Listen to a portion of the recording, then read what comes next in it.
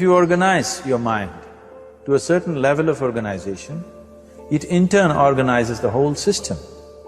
Your body, your emotion, your energies, everything gets organized in that direction. Once all these four dimensions of you, your physical body, your mind, your emotion and the fundamental life energies are organized in one direction.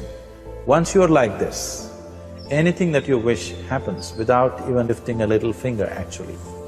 It would help to assist it with activity, but even without doing any activity, you can still manifest what you want if you organize these four dimensions in one direction and keep it unwavering in that direction for a certain period of time. Right now the problem with your mind is, every moment it is changing its direction. It is like you want to travel somewhere and every 2 steps if you keep changing your direction, the question of you reaching the destination is very remote unless it happens by chance. So, organizing our minds and in turn organizing the whole system and these 4 basic dimensions of who you are right now in one direction, if you do this, you are a kalpavruksha yourself. Anything that you wish will happen. But right now, if you look at your lives, everything that you have wished for till now, if it happens, you're finished. Everything and everybody that you have desired for, if all of that lands up in your house today, could you live with that? So organizing our minds fundamentally means moving from a compulsive state of activity to a conscious state of activity. You might have heard of people for whom they asked for something and beyond all expectations it came true for them. Generally this happens to people who are in faith. Now, let's say you want to build a house. If you start thinking, oh, I want to build a house, to build a house I need 50 lakhs, but I have only 50 rupees in my pocket, not possible, not possible, not possible. The moment you say not possible, you're also saying, I don't want it. So on one level, you're creating a desire that you want something, on another level, you're saying, I don't want it. So in this conflict, it may not happen. If you want life to happen the way you want it, because right now, the very crux of your happiness and your well-being is this. If at all if you're unhappy, the only and only reason why you're unhappy is, life is not happening the way you think it should happen. That's all it is. So if life is not happening the way you think it should happen, you're unhappy. If life happens the way you think it should happen, you are happy. It's as simple as that. So if life has to happen the way you think it should happen, first of all, how you think, with how much focus you think, how much stability is there in your thought, and how much reverberance is there in the thought process will determine whether your thought will become a reality or is it just an empty thought. Or how you do not create any impediments for your thought by creating negative thought process. Is something possible or not possible? Is destroying humanity. What is possible and not possible is not your business, it's nature's business. Your business is just to strive for what you want. You're using the past experience of life as a basis for deciding whether something is possible or not possible. Or in other words, you have decided that what has not happened till now cannot happen in your life in future. This is a disgrace to humanity and the human spirit. What has not happened till now on this planet can happen tomorrow. Human beings are capable of making it happen tomorrow. So what is possible and what is not possible is not your business.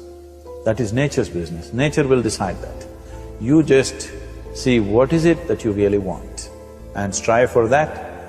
And if your thought is created in a powerful way, without any negativity, without any negative thoughts bringing down the intensity of the thought process, it will definitely manifest. The whole existence today, modern science is proving, is just a reverberation of energy. It is a vibration. Similarly, your thought is also a vibration. If you generate a powerful thought and let it out, it will always manifest itself. So generally, people are using faith as a means to remove the negative thought. Today, once you have become thinking human beings, your faith is not too deep. It doesn't matter how much faith you think you have, somewhere doubts always crop up.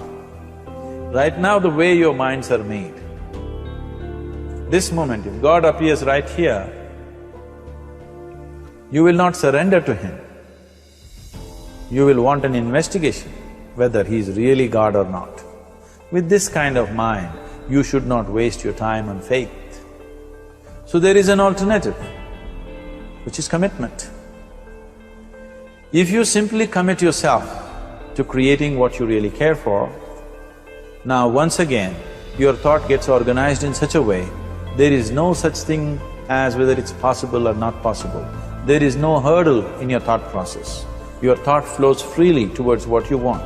Once this happens, making it happen will also naturally follow. So to create what you really care for, first and foremost thing is that what you want must be well manifested in your mind, that this is what I want. Is that what you really want? You must look at it, because any number of things in your life you have thought, this is it. The moment you reach there, you realize that's not it, it's the next one and the next one and the next one. So what is it that one really wants is one thing. First of all, we must explore. Once that is clear and we are committed to creating it, now there is a continuous process of thought in that direction. Once you can maintain a steady stream of thought without changing direction, definitely this is going to happen in your life, or it will definitely manifest as a reality in your life. So, either you make this human form into a kalpa vriksha, or you make it into one big mess, which is happening all over. So at every stage in our life, we tend to think, this is it. If this one thing happens, everything will be fine with my life. You reach there and you realize that's not it, and you postpone it to something else and something else. This is going on. The first and foremost thing is, you must be clear what is it that you really want. If you do not know what you want, the question of creating it doesn't arise. If you look at what you really want, what every human being wants is, he wants to live joyfully, he wants to live peacefully. In terms of its relationships, he wants it to be loving and affectionate. Or in other words, all that any human being is seeking for is pleasantness within himself, pleasantness around him. If this pleasantness, if it happens in our body, we call this health and pleasure. If it happens in our mind, we call this peace and joy. If it happens in our emotion, we call this love and compassion. If it happens in our energy, we call this blissfulness and ecstasy. This is all that a human being is looking for. Whether he is going to his office to work, he wants to make money, build a career, build a family, he sits in the bar, sits in the temple, he is still looking for the same thing. Pleasantness within, pleasantness around. If this is what we want to create, I think it's time we addressed it directly and commit ourselves to creating it. So you want to create yourself as a peaceful human being, joyful human being, loving human being, a pleasant human being on all levels. And do you also want a world like this? A peaceful world, a loving world, a joyful world? No, I want greenery, I want food. When we say a joyful world, that means everything that you want has happened. So this is all that you're looking for. So all that you need to do is commit yourself to creating it, to create a peaceful, joyful and loving world, both for yourself and everybody around you. Every day in the morning, if you start your day with this simple thought in your mind, that today, wherever I go, I will create a peaceful, loving and joyful world. If you fall down 100 times in the day, what does it matter? For a committed man, there is no such thing as failure.